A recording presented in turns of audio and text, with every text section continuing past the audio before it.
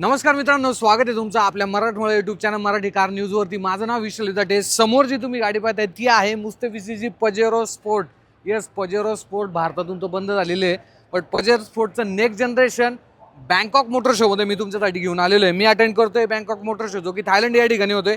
गाडी तुम्ही ओव्हरऑल पाहू शकता, आणि ही जर गाडी भारतामध्ये आत्ता विकली जर जात असती ना, तर गाडी जर पाहिली तर एकदम फॉर्च्युनरच्या टक्करला ही गाडी असणार आहे। सध्या जर पाहिली ही 2 व्हील ड्राईव्हमध्ये आहे, बट 4x4 मध्ये सुद्धा ऑप्शन जो आहे तो या गाडीचा अवेलेबल असणार आहे। थायलंडमध्ये या गाडीची किंमत जर पाहिली ना 30 ते 35 लाख रुपये या गाडीची जर पाहिली किंमत आहे, आणि डिझेल इंजिनमध्ये ही गाडी असणार आहे। सो चला माहिती पाहूया मुस्तफीची पजेरो स्पोर्ट बद्दल मराठीमध्ये। तर मित्रांनो, पजेरो स्पोर्ट डिझेल इंजिनमध्ये ही गाडी असणार आहे। सो फ्रंट्सने जर तुम्ही लुक पाहिला ना, तर बऱ्यापैकी मोठी जी ग्रिल आहे ही तुम्हाला इथे पाहायला भेटते। इथे मुस्तफीचा जो लोगो आहे हा तुम्ही इथे पाहू शकता। त्याने इथे तुम्हाला मिळून जातात मोठे DRL हेडलॅम्प। जर पाहिले तर इथे खालच्या साईडला माउंट करण्यात आले। बऱ्यापैकी तुम्हाला क्रोमचा जो वर्क आहे ना हा या ठिकाणी पाहायला भेटतो। इथे जर पाहिलं अगेन खालच्या साईडला एक स्प्लिट प्लेट सिल्वरमध्ये देण्यात आलेली आहे। 360 डिग्री कॅमेराचं जे फीचर आहे ते सुद्धा इथे देण्यात आलेलं आहे। सो फ्रंट साईडने तुम्हाला ओव्हरऑल गाडी कशी वाटली कमेंटमध्ये सांगायला विसरू नका। इथे ऑटोमॅटिक रेन सेन्सिंग वायपर, आणि याच्यामध्ये जर पाहिलं वायपर जे आहे ते तुम्हाला मिळून जातात। साईड प्रोफाईलमध्ये आपण जर आलो तर गाडीच्या इथे 18 इंचचे जे अलॉयज आहेत हे तुम्हाला इथे मिळून जातात। डिझाईन तुम्ही पाहू शकता। आणि सध्या जर पाहिली ही गाडी जर पाहिली तर 2 व्हील ड्राईव्हमध्ये जे आहे ते शोकेस करण्यात आलेले आहे। इंटरनॅशनल मार्केटमध्ये 4 व्हील ड्राईव्हमध्ये सुद्धा ऑप्शन जो आहे तो तुम्हाला मिळून जातो। 2.4 लिटरचं जे डिझेल इंजिन आहे ते देण्यात आलेलं आहे। 184 PS, आणि मायलेज जर पाहिलं 15.2चं जे आहे ते इथे क्लेम करण्यात आलेलं आहे। ओव्हरऑलवरती तुम्हाला इथे जे 360 डिग्री कॅमेराचं फीचर आहे ते मिळून जातं। देन डोअरवरती रिक्वेस्ट सेन्सर, इथे जर पाहिलं फूड स्टेप देखील देण्यात आलेले आहेत। इथे स्पेसिफिकेशन आहे, पण ही लोक जे आपल्या भाषेला आहे ना खूप प्राधान्य देतात बरं का। इथे कुठलेही तुम्हाला लवकर इंग्लिश भेटणार नाही, सर्व थाई लँग्वेजमध्ये जे आहे ते तुम्हाला पाहायला भेटतं। 6 स्पीडचा ऑटोमॅटिक गिअरबॉक्स आहे। 430 न्यूटनमीटरचा टॉर्क तुम्हाला मिळून जातो। 2 व्हील ड्राईव्हमध्ये असताना 2.4 लिटरचं जे डिझेल इंजिन आहे ते या गाडीमध्ये ऑफर करण्यात आलेलं आहे।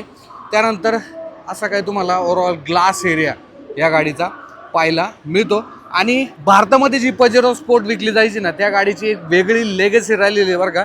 लोक अजूनसुद्धा यूज कार मार्केटमध्ये ह्या गाडीला आहे ना भरपूर असं जे आहे ते मार्केट आहे। आणि इथे सुद्धा तुम्हाला हे जे नेक्स्ट जनरेशन दिसते ना तर हे सुद्धा बऱ्यापैकी कॅपेबल आहे। आणि ह्या गाडीची तुम्ही जर किंमत पाहिली ना तर फॉर्च्युनर जर पाहिली तर ऑलमोस्ट आपल्याकडे 50 ते 60 लाखाच्या दरम्यान आहे, बट इथे ह्या गाडीची किंमत जर पाहिली तर ती आहे फक्त 30 ते 35 लाख रुपये।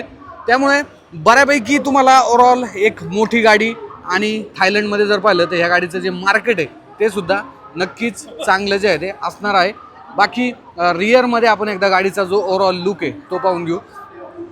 रिअरमध्ये जर पाहिलं गाडीचा ओव्हरऑल जो लुक आहे हा तुम्हाला असं काही या ठिकाणी पाहायला मिळतो। ह्याच्यामध्ये जर पाहिलं तुम्हाला जे टेल लॅम्प आहेत इथे पूर्णपणे LED जो सेटअप आहे हा पाहायला भेटतो। इथे आहे मुस्तफीचा लोगो, डिफॉगर वायपर, देन मागच्या साईडला 4 रिव्हर्स पार्किंग सेन्सर मिळून जातात। इथे आहे कॅमेरा, 360 डिग्री कॅमेराचं फीचर सुद्धा तुम्हाला या गाडीमध्ये मिळून जातं। सो रिअर प्रोफाईलमध्ये तुम्हाला ओव्हरऑल गाडी कशी वाटली कमेंटमध्ये सांगायला विसरू नका। एकदा आपण बूट स्पेस पाहून घेऊ। सो इथे तुम्हाला इलेक्ट्रिक जो टेलगेट आहे तो मिळून जातो। तो 7 सीटरमध्ये गाडी असणार आहे। तुम्हाला असं काही जो बूट स्पेस आहे हा याच्यामध्ये मिळून जातो। ओव्हरऑल ठीक आहे। आणि नॉर्मल साईजचं जे साहित्य आपण 7 सीटर जर पाहिली तर आता ऑलमोस्ट तुम्हाला जास्त काय स्पेस बूट स्पेस मिळतच नाही। हा बट जर 5च व्यक्ती ट्रॅव्हल करणार असेल तर असेल तुम्ही हे जे सीट आहे ना हे फोल्ड देखील करू शकता।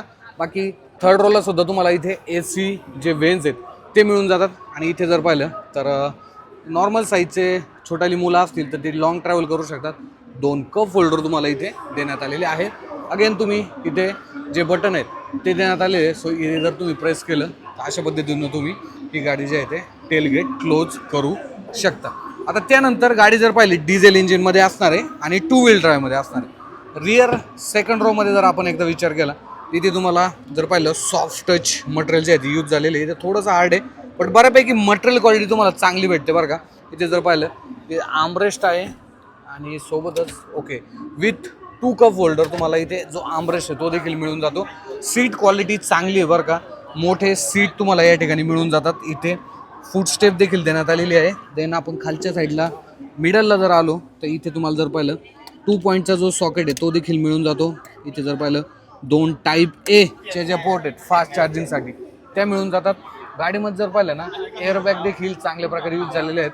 पुढे ड्रायव्हर जो आहे त्याच्या साईड सुद्धा जी नी एअरबॅग आहे ही सुद्धा तुम्हाला या ठिकाणी मिळून जाते. इथे जर पाहिलं एक स्क्रीन सुद्धा देण्यात आलेली आहे जी की नॉर्मल तुम्हाला अशा पद्धतीनं खाली घ्यायची आहे. सो तुम्ही एंटरटेनमेंटचा देखील जो आनंद आहे तो या ठिकाणी घेऊ शकता. AC वेन जर पाहिले ते इथे रूफमध्ये देण्यात आलेले आहेत. ग्लास एरिया सुद्धा तुम्हाला चांगला मोठा या ठिकाणी मिळून जातो.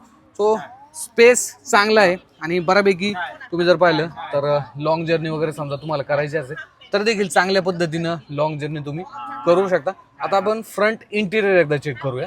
इथे रिक्वेस्ट सेन्सर देण्यात आलेले आहेत. आतल्या साईडला जर पाहिलं तर इथे 4ही पॉवर विंडोचे कंट्रोल आहे. इथनं तुम्ही लॉक अनलॉक करू शकता, विंडो लॉक करू शकता. ड्रायव्हर सीट जर पाहिलं ते तुम्ही जे 6 वे आहे ओके, हा जो बॅक साईडचा सपोर्ट आहे हा तुम्ही अशा पद्धतीने इथनं ॲडजस्ट देखील करू शकता. 6 वे ॲडजस्टेबल जे सीट आहे हे तुम्हाला या ठिकाणी मिळून जातं. त्यानंतर इथे इंजिन पुश स्टॉप बटन आहे. ओव्हरएमचे कंट्रोल इथे देण्यात आलेले आहेत आणि इथे बाकीचे जे कंट्रोल आहेत ते तुम्ही पाहू शकता.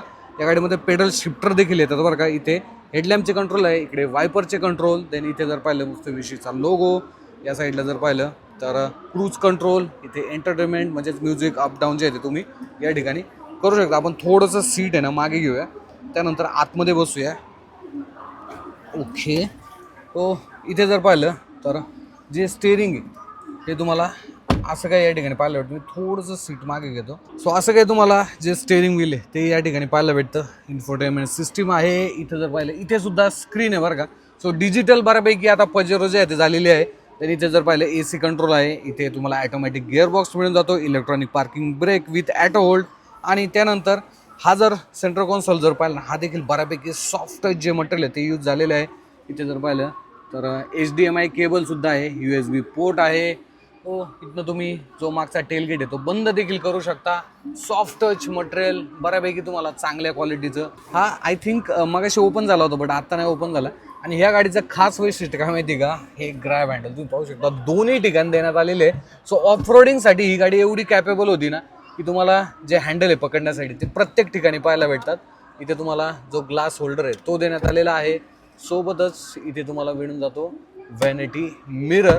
सो बऱ्यापैकी मॉडर्न आता जी पजेरो आहे ती झालेली आहे. तुम्ही ओव्हरऑल जो लुक आहे गाडीचा तो या ठिकाणी पाहू शकता. बाकी तर गाडी जर पाहिली तर भारतामध्ये येण्याचे जे चान्सेस आहेत ते खूपच कमी आहे. कारण की मुस्तफी जे आहे ते ऑलरेडी इंडियन मार्केट सोडून गेलेलं आहे आणि त्यांना समजा परत मार्केटमध्ये रिएंटर करायचं असेल तर ह्या गाडीची किंमत समजा 35 लाख रुपये, ऑलमोस्ट आपल्याकडे येता येता 60-70 लाख रुपये होऊन जाईल. सो मुस्तफी पजेरोचा हा व्हिडिओ तुम्हाला आवडला असेल तर नक्की तुमच्या मित्रांपर्यंत शेअर करा आणि तुमच्या काय आठवणी आहे ह्या गाडीबद्दल ते सुद्धा कमेंटमध्ये सांगायला विसरू नका. धन्यवाद.